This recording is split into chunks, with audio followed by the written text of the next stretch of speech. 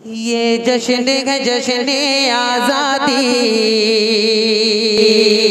ये जश्न है जश्न आज़ादी, इस जश्न का दिन जब आता है। जनाब मोहम्मद तैयब साहब ने बड़ा उम्दा तराना वतन के हवाले से पेश किया, आप हज़रात महसूस हुए। आइए अब हम दूसरे मरहले में दाखिल होना चाहते हैं। इस प्रोग्राम के दो मराहिल हैं, एक नज़्म का और एक नस्र का, एक तकरीर का और एक शायरी का। दोनों मरहले हैं, दोनों मरहलों को हमें बारी बारी पेश करना है। आइए इस वक्त हम आपके इलाके के एक बेहतरीन नौजवान मुकर्रिर जनाब मौलाना अरशद कासमी साहब से गुजार हैं कि आप माइक के पास आएँ और यौम आज़ादी के हवाले से अपने तअस्सुरात का इज़हार फरमाएं। जनाब मौलाना अरशद कासमी साहब। अस्सलामु अलैकुम व रहमतुल्लाहि व बरकातुहू। वालेकुम अस्सलाम व रहमतुल्लाहि व बरकातुहू। नहमदुहु व नुसल्ली अला रसूलिहिल करीम, अम्मा बाद। मुहतरम व मुअज़्ज़ज़ हाज़िरीन और सामईन किराम, मैं आप हज़रात से दरख्वास्त करता हूँ कि आप कुछ देर इंतहाई पुरसुकून माहौल में जंगे आज़ादी और उसकी तहरीक और उसकी तारीख के मुताल्लिक कुछ देर तारीखी बात समाअत फरमा लें।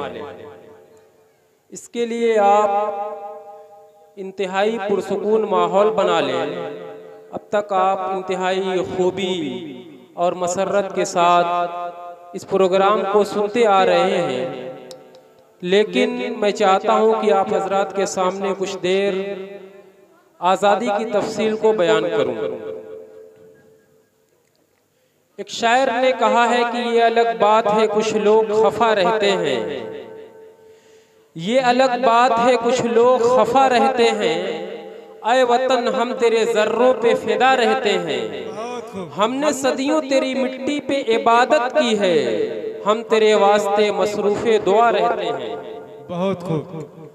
मोहतरम हज़रात, आज 15 अगस्त तक का दिन है और ये 15 अगस्त का दिन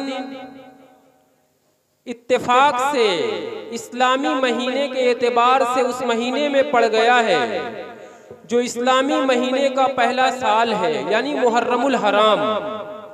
मुहर्रमुल हराम की तारीख भी अपने अंदर बड़ी ही अहमियत लिए हुए है, इसलिए कि इसी महीने के अंदर मुहर्रमुल हराम की 10 तारीख को नवासे रसूल सैयदना इमाम हुसैन रज़ियल्लाहु ताला अन्हु की शहादत का वह अलमनाक वाक़या पेश आया जिससे पूरी दुनिया बाखबर है।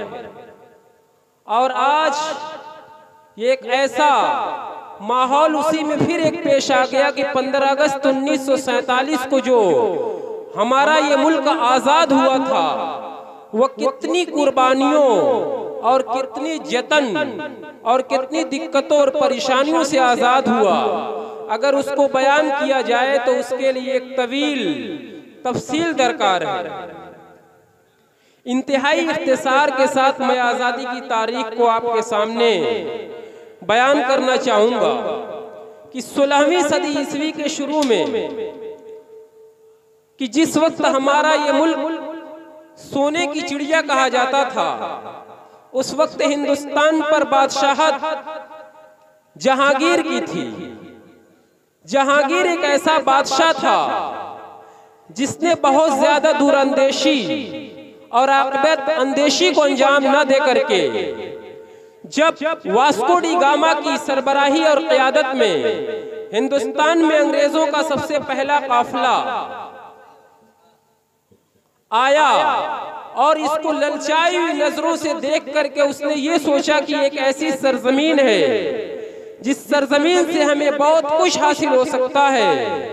उसने ईस्ट इंडिया कंपनी कायम करने की ठान ली और जहांगीर से ये इजाजत तलब की कि हमें इस मुल्क के अंदर ईस्ट इंडिया कंपनी कायम करने की इजाजत दी जाए।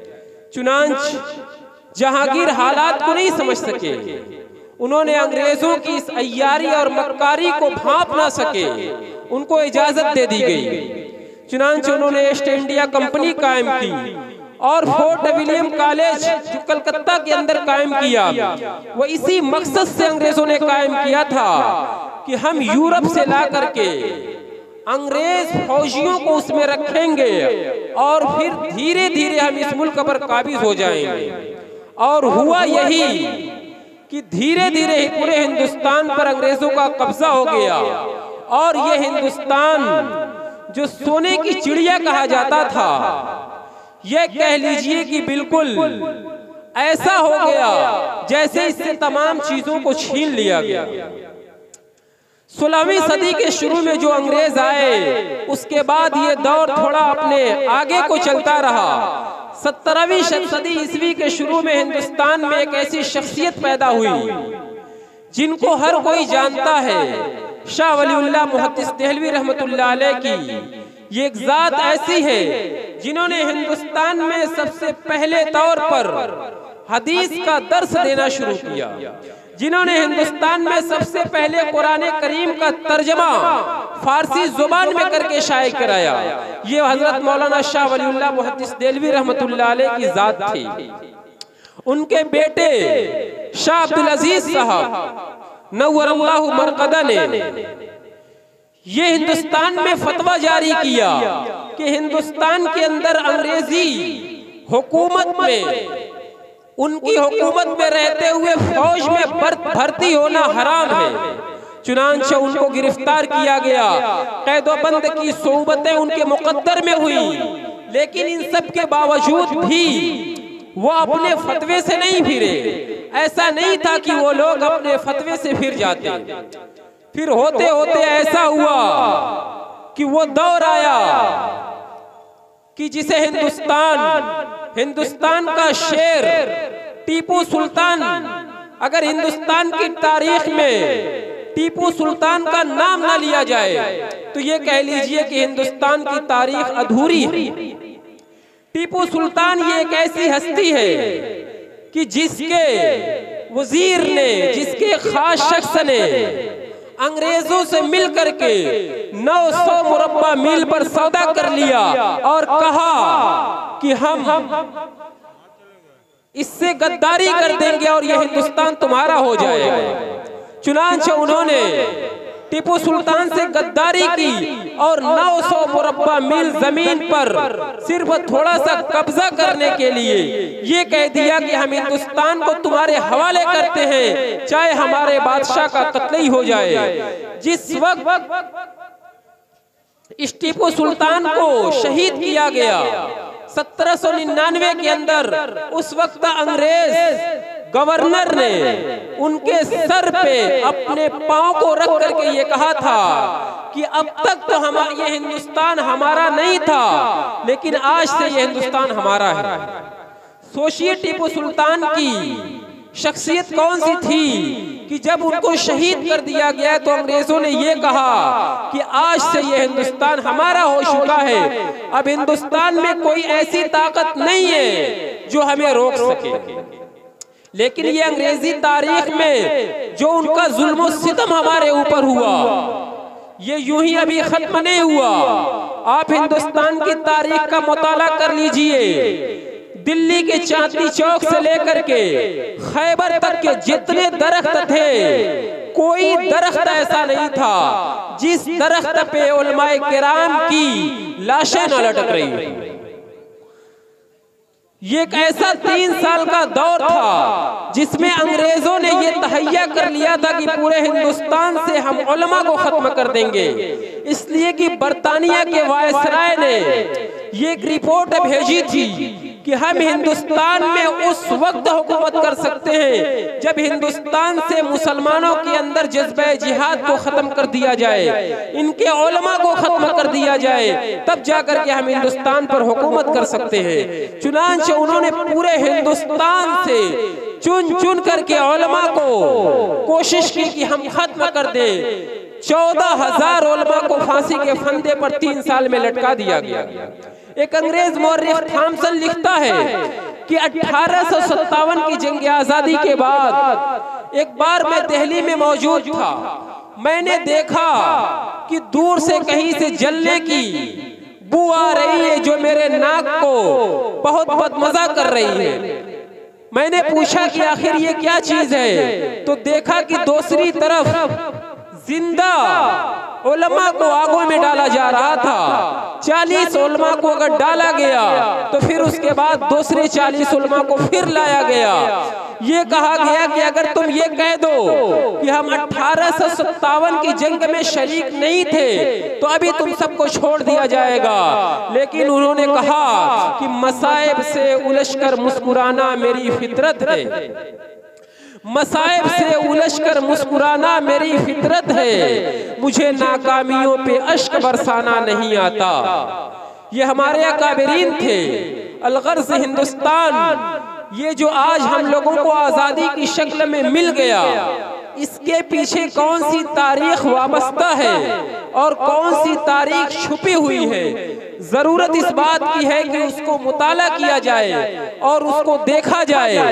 हम ये नहीं कहते कि सिर्फ हमारे मुसलमानों ने साथ दिया, पूरे हिंदुस्तान के मुश्तरका मज़ाहिब के लोग, हिंदू, मुस्लिम, सिख, ईसाई, सभी शाना बशाना चलते रहे। लेकिन आज़ादी की जो सबसे पहली जंग लड़ी है वो मुसलमानों ने लड़नी शुरू की है। 1857 में मुसलमानों को कह लीजिए कि एक नाकामी का सामना करना पड़ा, लेकिन उससे मुसलमान दिल बर्दाश्त नहीं हुए, बल्कि उन्होंने उनके अंदर एक जोश और एक जज्बा और एक शौक पैदा हुआ कि हम मजीद आजादी की जंग लड़ेंगे। आजादी की तारीख में एक नाम हजरत मौलाना हुसैन अहमद मदनी नव्वरल्लाहु मरकदा है, नव्वरल्लाहु मरकदा का है।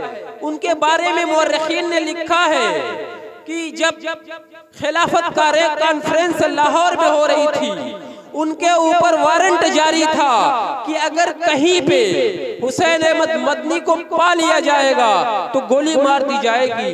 ये उम्मीद थी कि उस खिलाफत कॉन्फ्रेंस के अंदर हजरत हुसैन अहमद मदनी तशरीफ नहीं लाएंगे, लेकिन दुनिया ने देखा कि उस कॉन्फ्रेंस के अंदर हजरत मदनी अपने बगल में अपना कफन साथ लेकर आ गए और कहा कि ऐ अंग्रेज, मैं अपना कफन साथ लेके आया हूँ, चुनांचे तुम अपनी गोली चलाओ, मेरा सीना हाजिर है। जब इस जोश और जज्बे को अंग्रेजों ने देखा कि हजरत मदनी के सामने हमारी तोपें लगी हुई है, लेकिन ये इंसान अपने बगल में ऐसी चीज लिए हुआ है जिसे कफन कहा जाता है, और ये भी कह रहा है कि तुम गोली चलाओ, मेरा सीना हाजिर है। अब ये बताओ, ऐसे शख्स के सामने हम हिंदुस्तान में कैसे टिक सकते हैं, इसका मुकाबला कैसे कर सकते हैं। उन्होंने जब हजरत मदनी के इस जोश को देखा, इस जज्बे को देखा, इस शौक को देखा, तो उस कॉन्फ्रेंस के अंदर किसी की गोली नहीं चली।